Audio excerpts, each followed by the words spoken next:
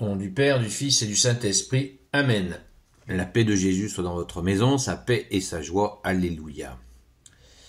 J'espère que vous allez bien. Nous lisons le Saint-Évangile selon Saint Luc, chapitre 11, versets 37 à 41. Versets 42 à 46. En fait, hier, j'ai lu l'Évangile selon Saint Luc du verset 37 à 47.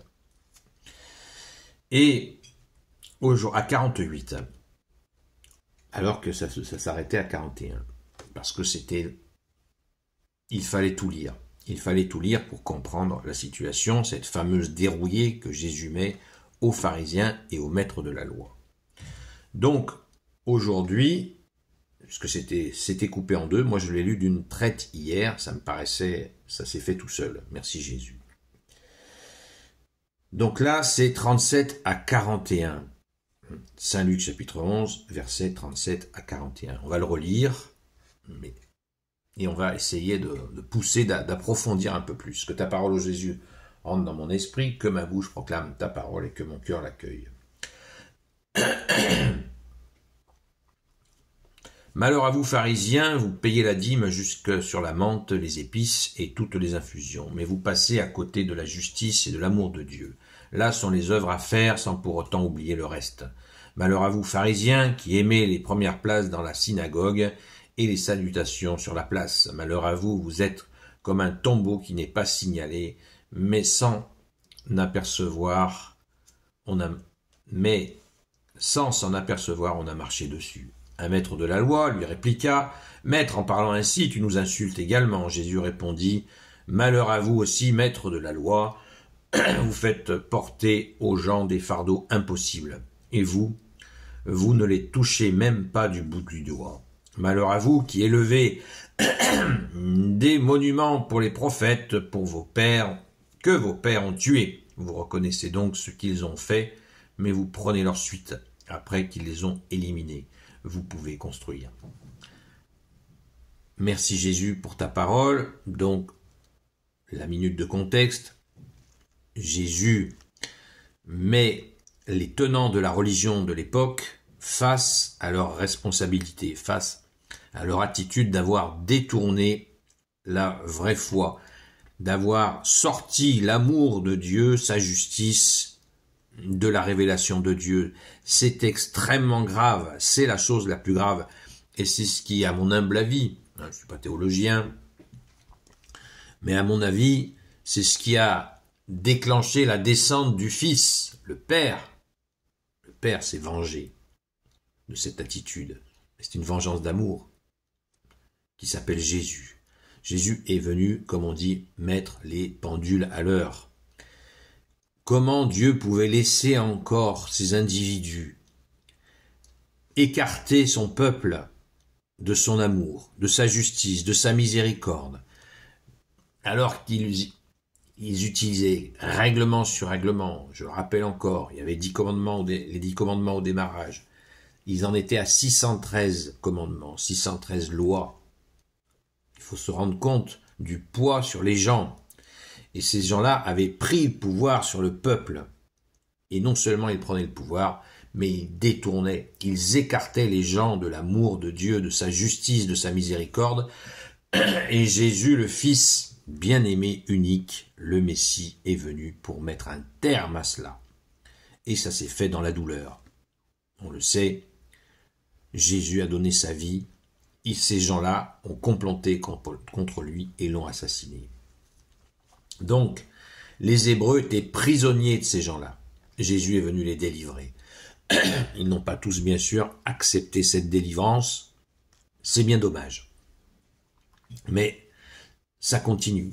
Il y a encore, de nos jours, des Hébreux qui comprennent que Jésus est l'unique Messie et définitif et qu'il est venu les libérer de cette oppression réglementariste qui détourne de l'amour, la justice et la miséricorde de Dieu. Merci Jésus, quel courage notre Seigneur Jésus d'avoir, on imagine, essayons de nous imprégner de ce contexte. Jésus est là, il les a autour d'eux, ils attendent qu'est-ce qui va sortir de sa bouche, et il les démonte. Il les démonte. Merci Jésus. C'est nécessaire. C'est nécessaire. Moi, quand je vois ça, je pense à cet amour puissant, cette justice puissante, cette miséricorde puissante de Dieu, avec des gens qui faisaient écran. Ils faisaient écran à cela. Et Jésus, bam, il explose tout. C'est merveilleux. Et à la fin de ce propos, de ce réquisitoire de Jésus, qui leur dit « Malheur à vous », c'est parce que c'est un péché extrêmement grave qu'ils ont commis là. « Malheur à vous qui élevez des monuments pour les prophètes que vos pères ont tués. » Ça poussait jusque-là. C'est-à-dire qu'ils glorifiaient les prophètes que leurs pères, leurs aînés, avaient zigouillés. Vous vous rendez compte? Le comble de l'hypocrisie. Vous reconnaissez donc ce qu'ils ont fait, mais vous prenez leur suite. Après qu'ils les ont éliminés, vous pouvez construire. C'est-à-dire qu'ils font leur sauce. Après avoir éliminé les vrais prophètes, il y en a eu à la révélation de Dieu, d'Abraham, il y a eu 30 prophètes. Trentaine de prophètes. Et beaucoup ont été zigouillés. Et Jésus leur dit, voilà ce que vous faites. Voilà ce que vous faites. Vous glorifiez ceux qui ont zigouillé les prophètes par votre attitude. Et Jésus leur dit certainement ce qu'il sait, c'est que c'est eux qui vont le zigouiller. Ils disent, vous continuez. Alors hier, je n'ai pas parlé d'un passage très particulier, quand il dit « Malheur à vous, vous êtes comme un tombeau qui n'est pas signalé, sans s'en apercevoir, on a marché dessus. » Qu'est-ce que ça veut dire? Qu'est-ce que ça veut dire? Comme un tombeau. Dans une autre séquence d'évangile, il les traite de face de tombeau blanchi.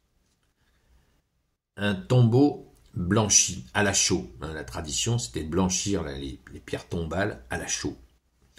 Et là, il dit, on a marché dessus sans s'en apercevoir. Vous n'êtes pas signalé, on ne comprend pas. Parce qu'on ne sait pas qui sont ces gens-là. Ces gens-là, quand ils sont versés dans leur prise de pouvoir sur les gens, mais ça n'a rien à voir avec Dieu. Donc, il n'y a rien de Dieu là-dedans. Dans un règlement pur et dur, absent, avec l'absence de l'amour, de la justice et de la miséricorde, on ne sait même pas qui vous êtes. Ils ont perdu leur identité. Leur identité, c'était de servir Dieu. C'était cela leur identité. C'était de servir Dieu. Et ils ont préféré quoi? Vous payez la dîme jusque sur la menthe, les épices et toutes les infusions, mais vous passez à côté de la justice et de l'amour de Dieu. Là sont les œuvres à faire, sans pour autant oublier le reste. Jésus ne remet pas en cause la dîme qu'il pratiquait, mais justement scrupuleusement, en oubliant le principal. Voilà, il s'occupait des choses annexes, comme par hasard des histoires de pognon. Et là, qu'est-ce qu'ils font? Ils oublient la justice et l'amour. Et on pourrait rajouter ce que sera dit d'ailleurs dans une autre séquence de la Sainte Écriture, la miséricorde. Amour, justice et miséricorde.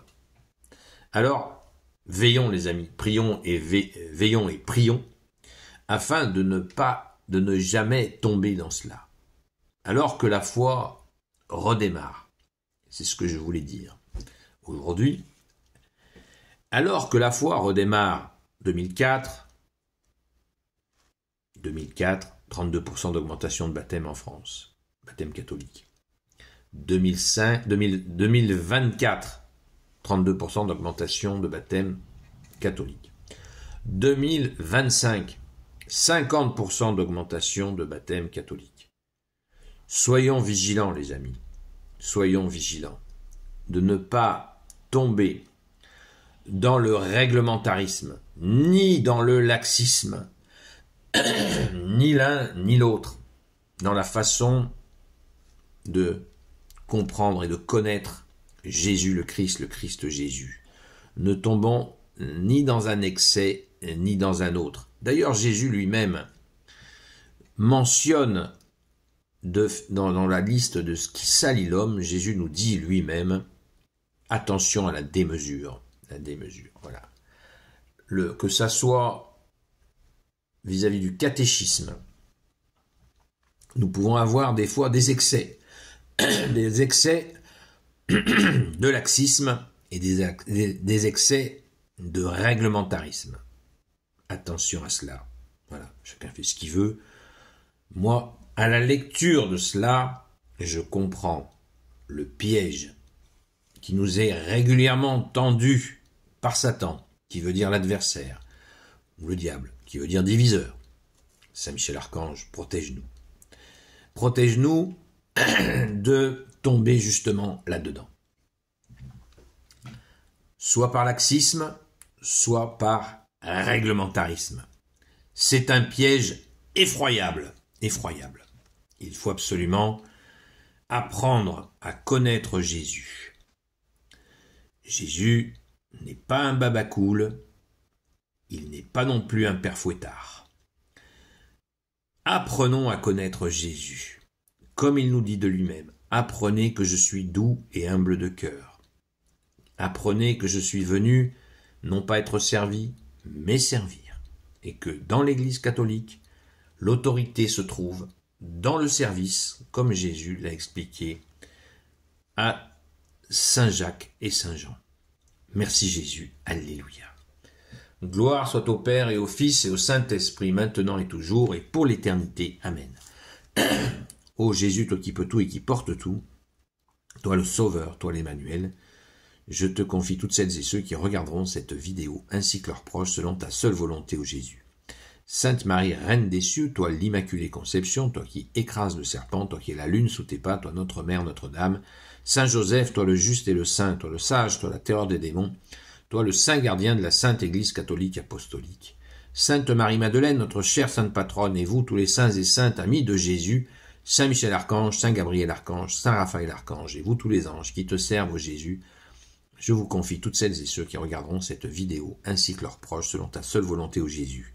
Sainte Marie-Madeleine, notre chère sainte patronne, eh bien, nous te demandons encore et encore de nous apprendre à connaître Jésus et à l'aimer. Amen. Rendez-vous ce soir, 20h, sur la chaîne Seul Jésus Sauve, sur TikTok. À très vite.